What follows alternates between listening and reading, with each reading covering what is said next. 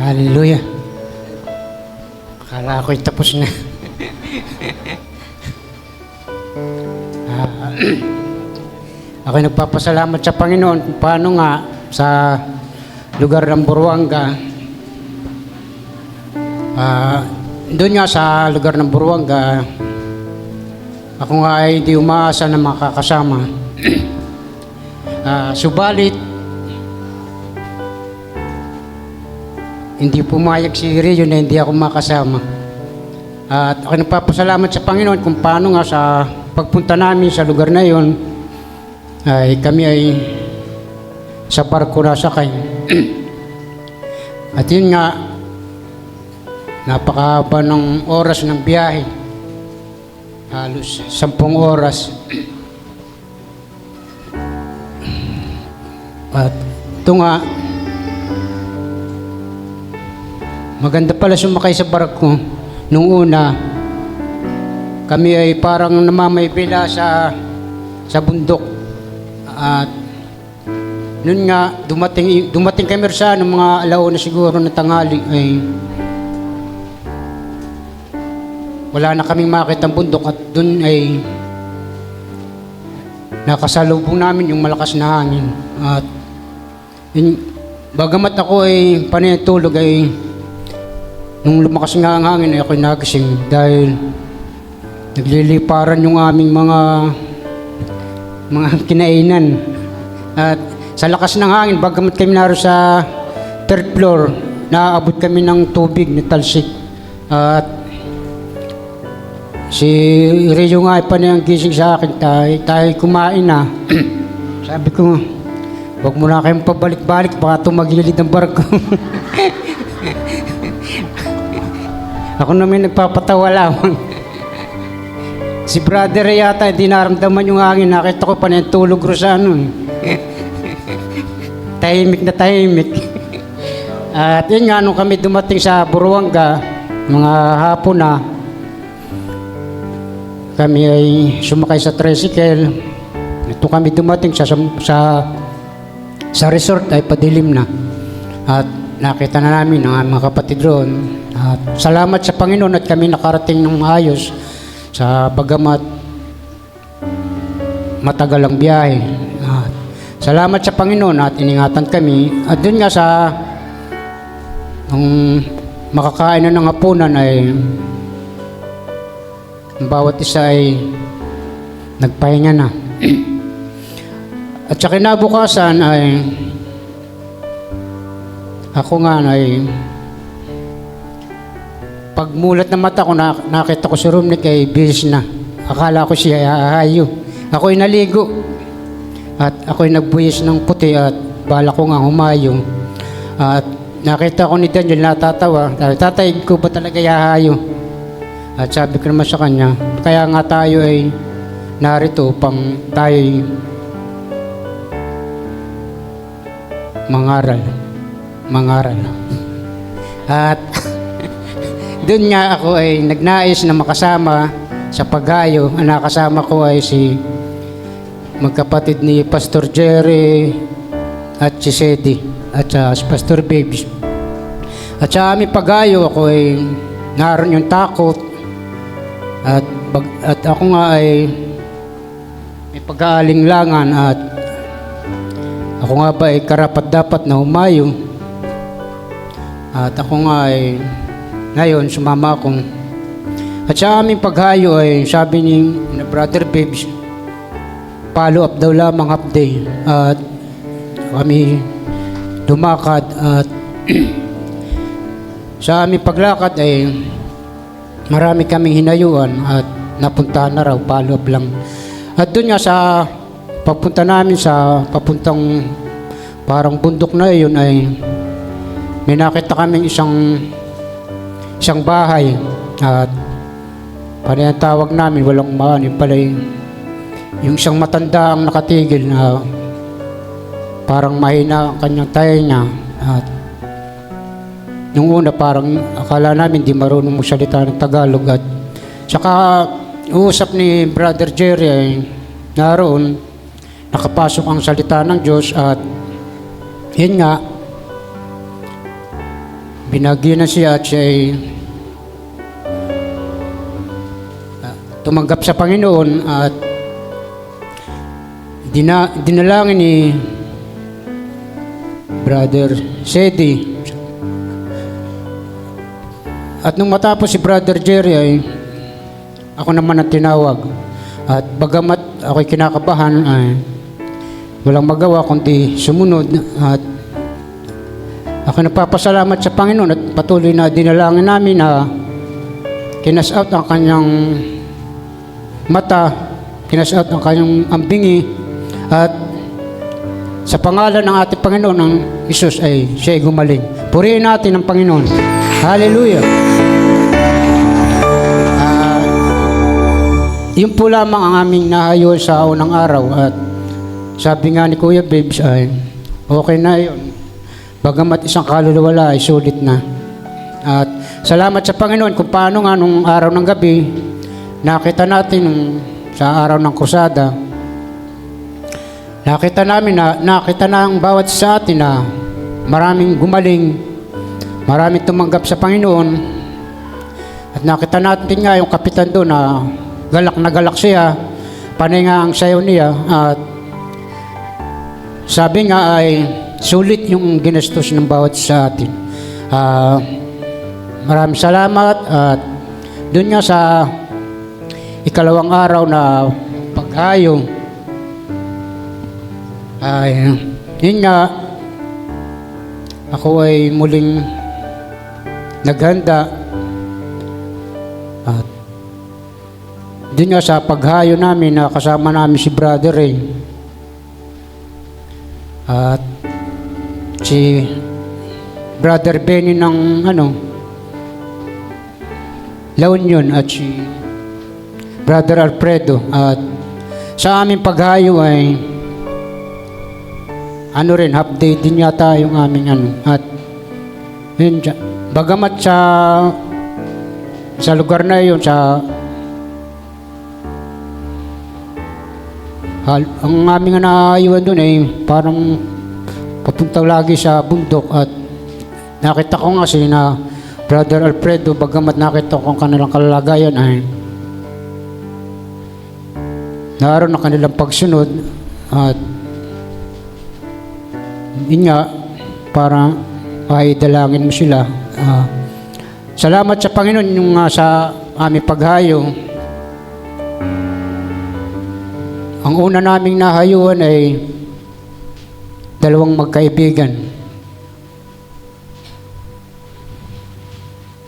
At doon, pinahagian na ng salita ng Diyos.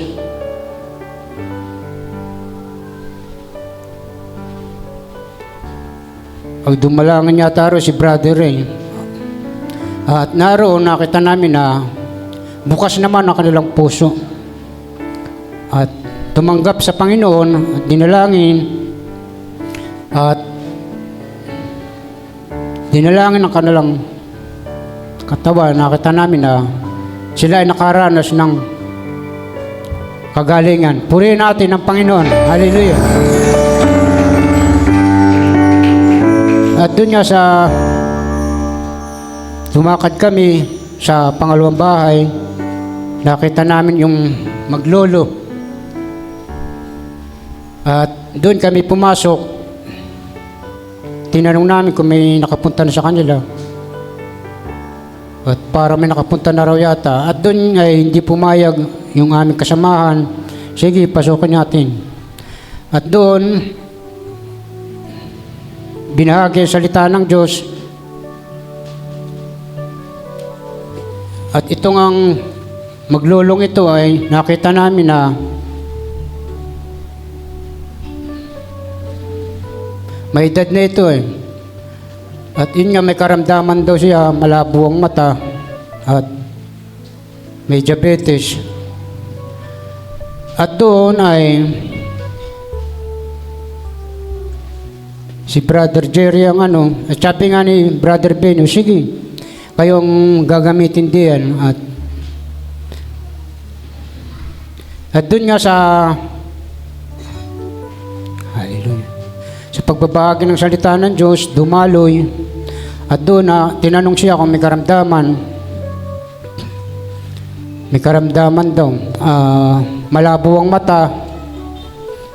At doon nga si Brother Benny, naglabas ng langis at ako nga ay lumagay na rin sa kanyang likod at baka ako ang pagganuhin. Ay nung makita ko, hinawakan na kamay ko, sinalinan ng langis, sige, patungan mo ng kamay. At doon nga, nervous na nervous ako. Wala akong magawa kundi sumunod. At yun nga, pinatungan ko ng kamay ang bagamat naroon yung takot. At naroon naman si Brother Benny, nipatong rin yung kanyang kamay. At sabi nga niya, na-discern niya na ako ay bago lamang at nakita niya hindi basta magpatong ng may sakit. At doon nga, at ako ay dinalangin ko ang kanyang sakit, kinas out. Sabi nga ni Brother rin, nanginginig ang aking kamay at saka yung aking boses. At salamat naman sa Panginoon at siya nakaranas ng kagalingan. Sa pangalan ng ating Panginoon. Purihin ang ating Panginoon. Hallelujah! Tsaka yung kanyang anak ay tumanggap rin sa Panginoon at nakaranas ng kagalingan. Purihin ang Panginoon. At nung matapos doon ay lumabas kami, lumapit nga ako kay Brother Benny, nagkakatuwa kami dalawa. Sabi, brother, na-discern ko na bago lang kaya yun nga, salamat sa Panginoon at yun nga, nadaanan namin yung mag-asawa, naglalaba. Pinahagi na ng salita ng Panginoon na ako hindi na muna lumapit. Ako muna sa sige, bahala na muna kayo dyan. At yun nga, matagal na binahagi na ng salita ng Diyos at nakita ko na sila ay tumanggap sa Panginoon. Puri ang Panginoon. Hallelujah! Salamat sa Panginoon at doon sa pangalawang gabi sa pagkukursada at ako'y nagagalak paano nakita natin na maraming umattend. Gumawa ang Diyos ng mga himala at marami ang tumanggap sa Panginoon. Puri ang Panginoon. Hallelujah! Salamat sa Panginoon kung paano bagamat hindi karapat dapat ay naroon ako ay dumaloy lamang. Hallelujah! Purihin ang Panginoon. At doon nga sa ating pag-uwi sa doon sa pagsakay namin sa barko, sa aeroplano na pala yung pauwi. Kami ang nahuli. Yung nga maraming inilalagay ang kaaway sa aking isipan. Alam mo naman natin ang aeroplano, pagka yan nagkabiriya, tiyak, lahat na sakay ay patay. At nakikita ko nga kami tatlong magnanana, kami magbalaing. Sabi ko nga, naku, huwag naman sana kami rito. Kawa ng aking mga apo. Doon nga sa aming pagsakay ay kami nakaupo lamang. Ako naman ay walang kibo lamang at ako'y napapadalangin. Sabi noon, bahala ka na. At noon nga, bago lumipad yung barko, ako'y bago lumipad yung aeroplano, ako'y sinumpong ng pag-iwi at ako'y sumiyar. Apurahan niya ako at baka lumipad nang ako nasa CR. Yung pala, masarap din pala sumakay sa aeroplano. Mararamdaman mo lang yung kanyang paglipad. Doon ka lang makakaramdam ng Pagdating doon sa ibabaw, para ka nang nasa pantay na pantay tak, para ka lang nasa kutse. Doon nga, napapasalamat sa Panginoon kung paano tayo nakaranas ng pagsakay sa aeroplano bago tayo umidad. At nung nag-announce na 10 minutes na lang at tayo malapit na bumaba, binaybay yung mga sakay na aeroplano kung naka-seatbelt na dahil may dadaanan daw kaming madilim na ulap pagbaba. Halos nagkikidlatan kami pa mandilim. hindi makita ang bintana, binabuksan yung bintana at yung pala pag dumadaan ka sa bandilim, para palang lumayanig ang aeroplano para dumadaan sa alunan at ako'y nakaramdam ng takot ng pababang iyon at nung makita ko yung mga building ay naku, malapit na pala kami sa baba at sabi ko nga salamat sa Panginoon at bagamat naroon yung takot kami ay nakarating. Maraming salamat sa Panginoon kung paano nga sa lugar nito ng Baruanga ay kami nakaranas. Yun nga, sana nakasama ko yung aking asawa. Sa ulit siguro ito yung isasama ko na. Salamat sa Panginoon sa araw nito kung paano sa araw Miyerkules ay birthday ko na. At ako nga ay magpi-59 years old na bagamat sa aking buhay, sa halos marami nang nararamdaman. At salamat sa Panginoon kami nakatatayo lamang sa biyaya ng Panginoon. Sabi nga, itong ating natitirang buhay ay ating paglingkod na sa Panginoon. Salamat sa Panginoon sa araw na ito at pinupuri ko at niluluhati ko ang Panginoon. Sa Diyos ang papuri at pasalamat.